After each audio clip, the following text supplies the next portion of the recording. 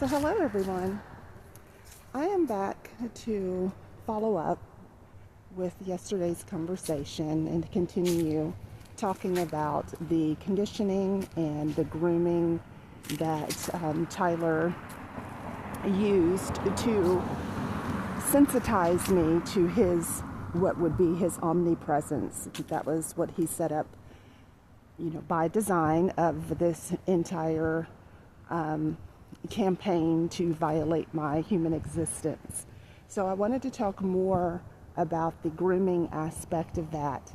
And something occurred last night that made me remember a key element to his grooming tactics. So I mentioned in my video last night, as I was introducing the very beginning stages of the things that he would do to sexually groom me, and then also to groom me to his presence when he spoke through this one-way surveillance technology that he has set up to violate my living existence. So one of the things that he did in Atlanta, because I went from Frisco, Texas to Atlanta, as he, again, every move I made, he was aware of it. If not watching me real time, he knew what to expect, because that's the degree of the invasion on one's life when they are stalking you to the degree that they can predict your movements. So like right now, the Shreveport Police Department is live assaulting me, stalking me, and I do use the word assault, and they have been since the 3 o'clock hour. So I've documented in my phone, and I'm actually going to contact Internal Affairs about their participation in this attack on me. They are predatory in that I reported crimes to them, and then they begin doing exactly what I reported to the police, the local police department.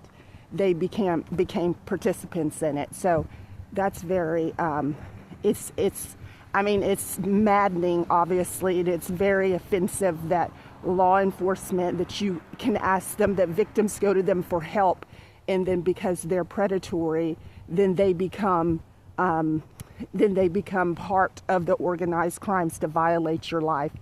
So that's what's happening with the Shreveport Police Department.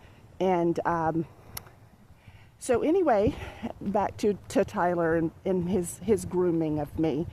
So in Atlanta, a lot of things happened, and eventually I will share, my journey being trafficked under his eye and under his orchestration and control. But specifically the grooming aspect of it and the conditioning. So when he came to me in Frisco, he knew exactly what he was doing and what he was planning and what he was activating. So he was activating a spiritual connection between the two of us. So it was actually in Frisco the first time he asked me to marry him. So he asked me this. At first he told me he loved me, and then he would, talk to me. I would be flipping through my phone, and he would, it's very disturbing, actually, what they do.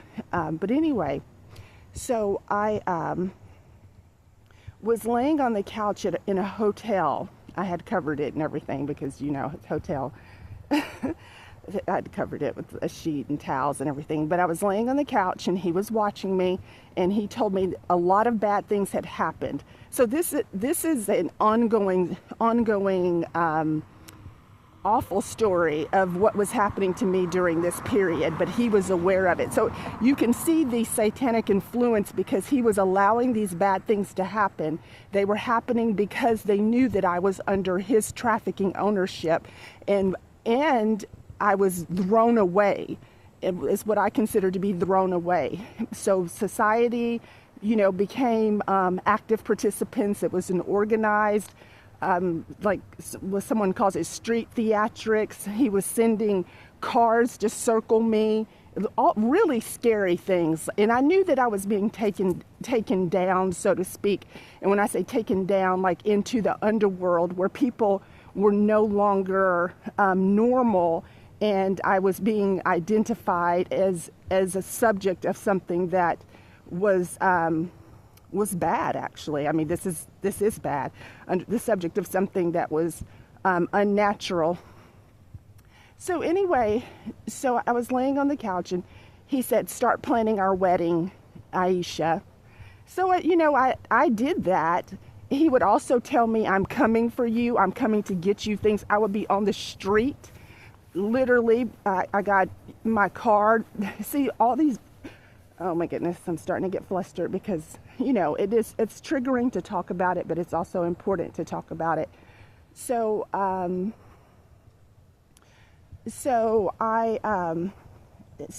those are the kinds of things that he would do.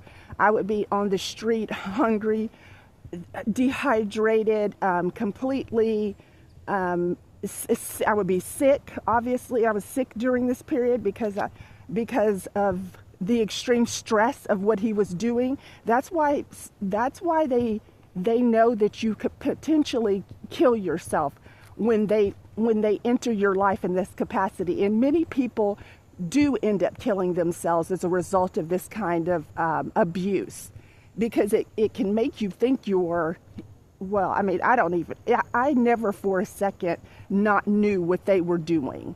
I was very well aware of it, and that's the exploitation of my spiritual gifts. That's the reason that they were doing it, is to take away my ability to be a free, autonomous human where, I go about life without being touched in any capacity. So he would do things like tell me, to plan our wedding. He would, on the other side of me, he would, sing and meditate with me, trying to, but see, it was all, I never, okay, I'm telling you this, but I was always aware that what he is doing is bad. I mean, it is awful. And I use the word bad, and I don't mean to sound elementary, but never okay. It was never, this is not normal. It is how to create a mind control slave undetectably, using technology as your weapon to enter their minds, bodies, and spirits. And so that's what he was, and I mean, because if you can see everything that someone is doing, and your goal is to interact with them and force yourself in their private space, then, as part of their environment, it is a very cruel thing to do as well. So it's torture. So, and I use these words and I mean them, because this is a tormenting invasion. It is the most abnormal, unnatural thing to have someone forcing themselves it's stalking. They're speaking to you, and the police this afternoon when I woke up to them stalking me and was not able to go back to sleep. They were speaking. They're doing the voice to skull. So I'm going to deal with them in a very I am beyond disappointed that they are predatory as they have been. Again, I reported crimes to them, and then they became part of the organized operation to violate my life. So anyway, so back to Tyler and the conditioning. So I would be in a desperate situation, again, under his eye, under his orchestration, with him talking to me. And he would tell me things like, "I'm coming to get you," or "Get up and get dressed, Aisha, I'm coming." He never would come, obviously. He has not come back since he was in Frisco in my bed. So I just wanted to share. This is so beautiful. This is beautiful. I just wanted to show you. Oh, I'm sorry. That was so unstable. But it's still beautiful. I didn't mean to do that with the phone. I don't have a case on this phone, so I try to be extra, extra gentle with it. But I'm going to go ahead and stop this video and start a new one, because it is going to take a long time for it to upload the longer that I talk. But I did want to share that with you, about the conditioning and grooming so that you have an idea of the degree of intimacy that is violated when promises are made, lies are told. That is part of that is the trafficking model. That is the conditioning model. The false love, the lies, anything to keep you engaged, and I have since closed the door on all of that, and I do not listen to him anymore at all. Anything that he says to me, because there's no purpose in engaging with him using my power, so to speak, my gifts to tune into his lies, his untruths. And, he goes about his life making his movies and in his series all the while daily accessing me, sitting on me in my life. So I guess he's, kind of like whistle while you work, type of thing, stalk while you work, because I also document when he's on me, not as much as the others, because he's made it as such as an omnipresence. So I can tell you better when he's not on me than even when he is, because he almost fades into the background, but I'm always present when his eyes are on me or when his ears are in my private domain.